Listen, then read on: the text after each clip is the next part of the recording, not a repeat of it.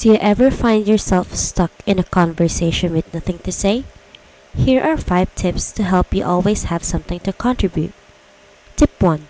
Active listening. Pay close attention to what the other person is saying. This not only shows you care, but also helps you come up with thoughtful responses. Tip 2. Ask open-ended questions. Instead of a yes or no questions, ask things like, what was the highlight of your week? This encourages deeper conversation. Tip 3. Relate. When they share something, connect it to your own experiences.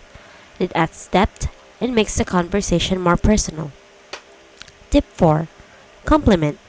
Offering a genuine compliment can break the ice and create a positive atmosphere. It opens the door for more discussion. Tip 5. Share interesting stories. Everyone loves a good story. Relating an amusing or engaging anecdote keeps the conversation lively. With these 5 tips, you'll never run out of things to say. Start practicing and watch your conversations flourish.